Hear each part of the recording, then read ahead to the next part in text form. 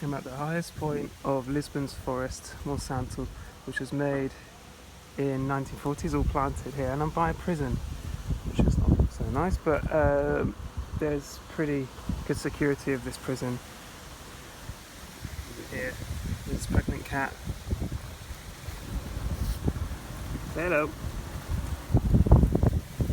Hello. Yes, I know. So she's pregnant, I think. Come on. Ah. She likes a little cud.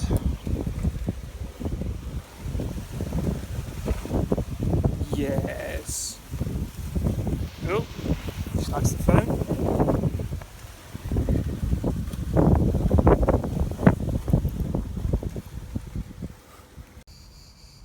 Say goodbye to Mrs. Security and then have a look at the ice plant.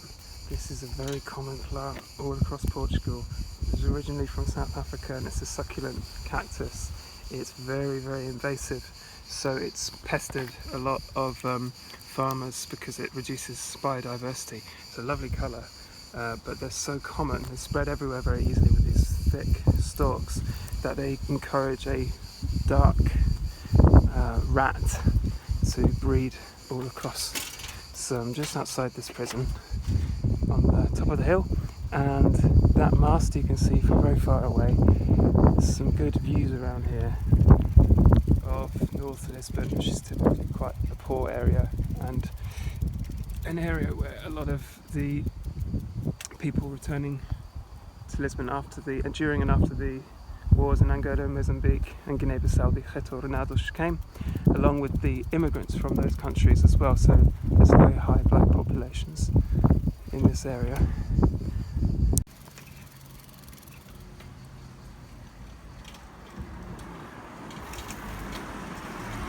And there we have a view of, it's very, very far away, but there's the River Tejo, which actually starts in central Spain. Possibly you won't be able to pick this up on the computer, but if I zoom in, you may be able to see a bridge right in the distance, sort of grey, white bridge. That bridge is the bridge of Vasco da Gama. Vasco da Gama was practically the Christopher Columbus of the Portuguese. That bridge is the longest in Europe. It's about 17 kilometres. Cost about 2.5 billion to make, 2.5 billion euros with EU money. And connects to the south side. It's one of the bridges, one of the two bridges that connects to the south side. Here's a view just over the other side of North Lisbon.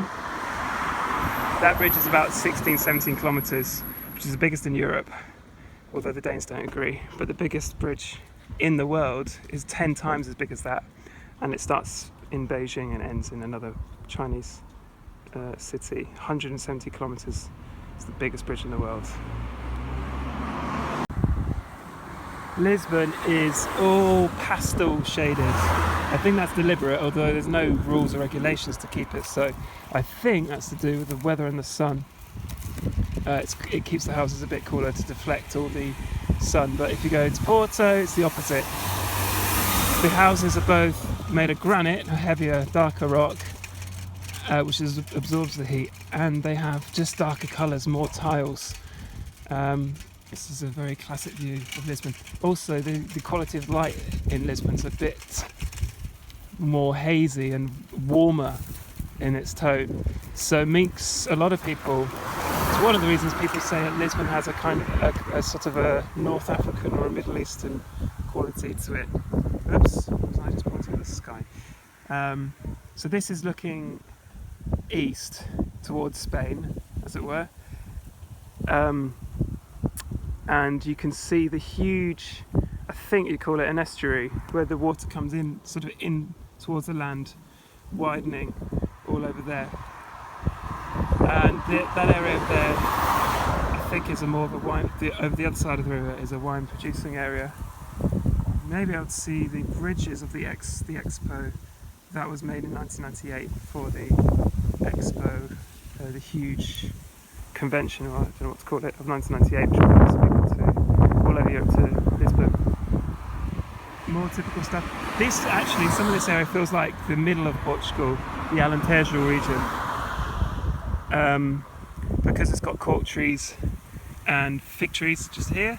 I think that's a cork tree, there's some acacias, and someone said something quite interesting about acacias the other day. Oh, my back keeps getting off balance here, look. Portugal, you probably know, had terrible forest fires, especially this year. Was even worse. And the forest fires are due to a couple of things. Climate change, you can pretty much say with 99% certainty. So hotter, drier weather. And the second reason is the lack of diversity of Portugal's forests. Portugal has huge income inequality, so the wealth is concentrated in a few hands.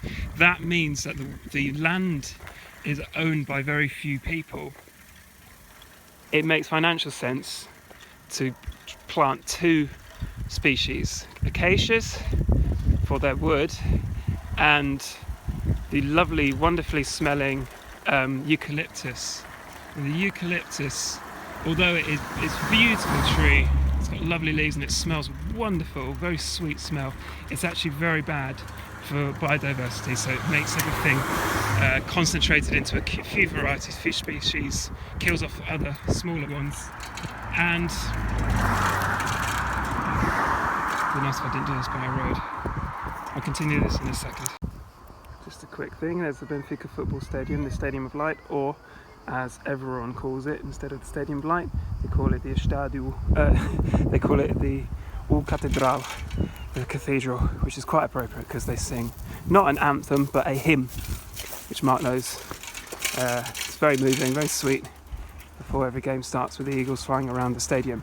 Anyway, eucalyptus trees are bad because they burn very, very, very quickly and easily.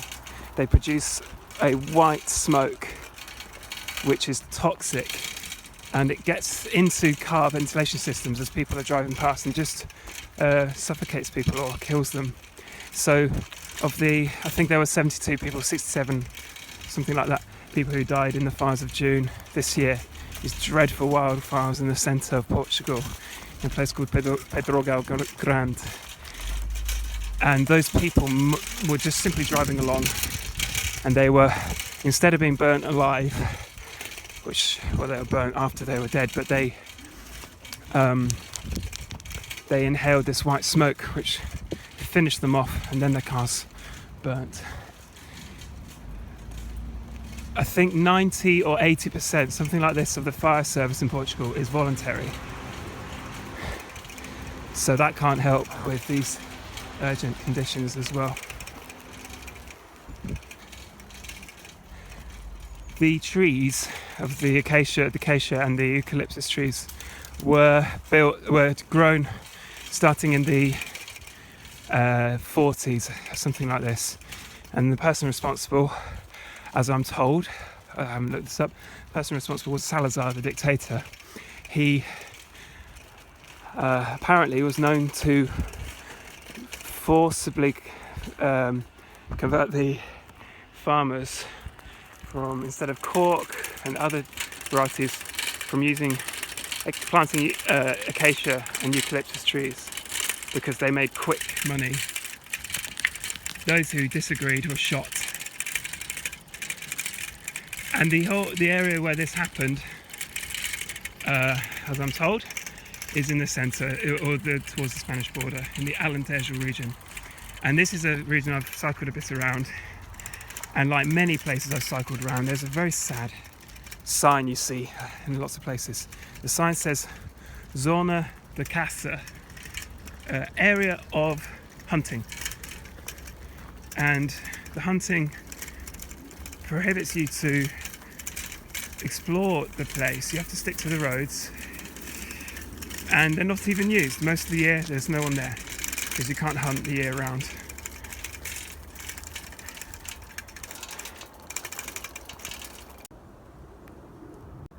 The slope or the hill of the seraph, or the angel, I think that might come from the word back.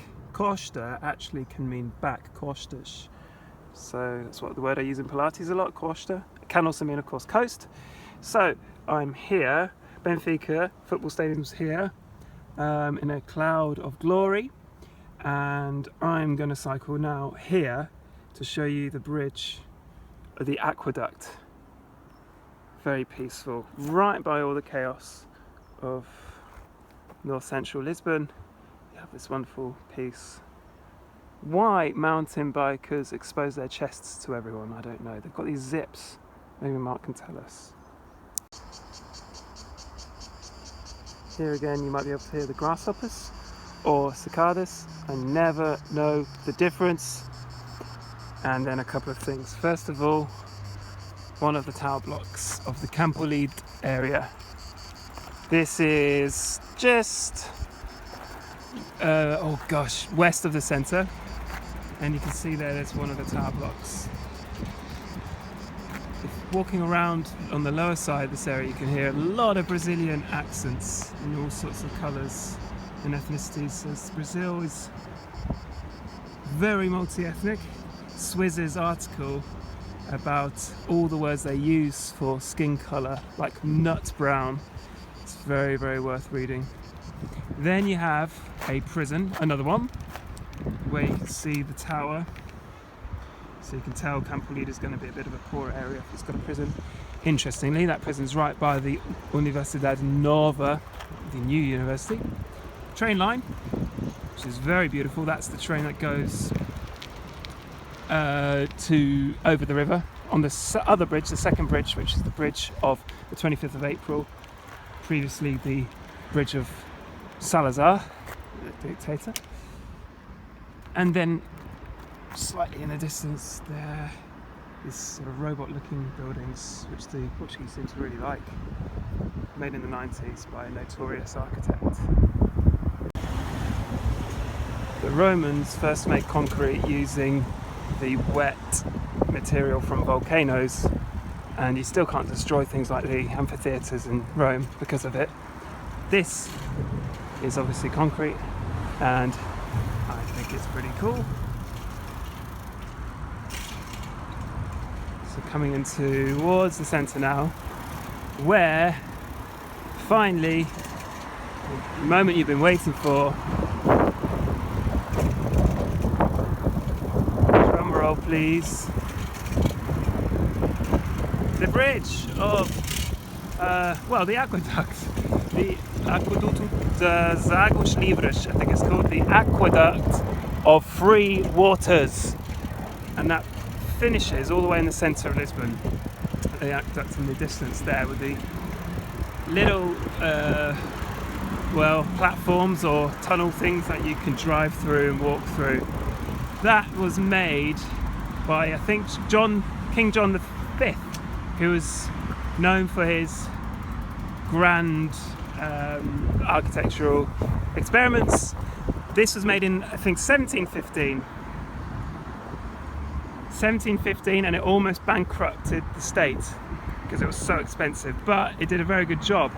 Such a good job that it survived the Richter scale 9.6 earthquake of 1755. Everything else in the centre of town, including all of those buildings, well, those are new buildings, but they would have all gone. That survived incredibly. Survived as well throughout the 19th century when you had a man called João Costa who worked on that bridge, and he worked on that bridge as a criminal. You used to walk along it, but not after João Costa, who I think in the middle of the 19th century, he made a lot of money by pushing people off it, not before stealing their wallets. He would put in their jackets or their pockets suicide notes to make it look like it wasn't murder, and he was caught and I imagine hung. João Costa, incidentally, is the same name as the boy, now I would guess young man, who I teach English to whom I teach English. I am the subject, therefore I am the subject and he is the object, so it's whom, to whom, to whom.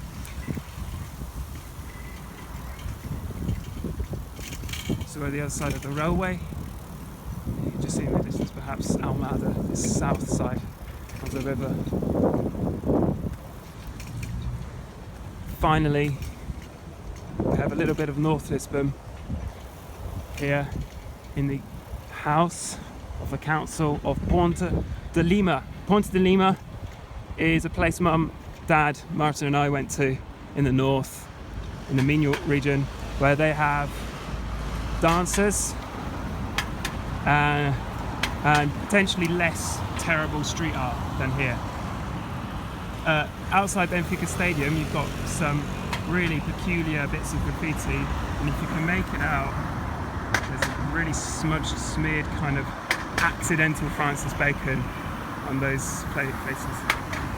Finally, that street contains a little bar, Tashka restaurant thing, where you can tell you're in a bit of a poorer region or poorer part because people are smoking inside. Generally, the Tashkas or the restaurants and pubs in the centre of Lisbon, where it's a bit more wealthy, people just don't smoke in there. They're a bit more defiant here. Spent ages there reading, and finally that part by the bridge there is I think called Seraphin or Seraph, I'm not sure, but that is extraordinarily poor. I've been around there on last year, and that's where, apparently, according to my friend Paolo, the policeman, that's where the drugs go. They start off there and then they get distributed throughout Lisbon from there. The old drug den, the heroin sort of supermarket, I think people call it, used to be over there. And well, it's a whole other video, but Portugal's relationship with drugs is very, very interesting, because the Conservative government of 2001 completely decriminalised all drugs, cannabis and crack and everything in between is all decriminalised, and that's had profound effects on Portugal. 90% of them positive.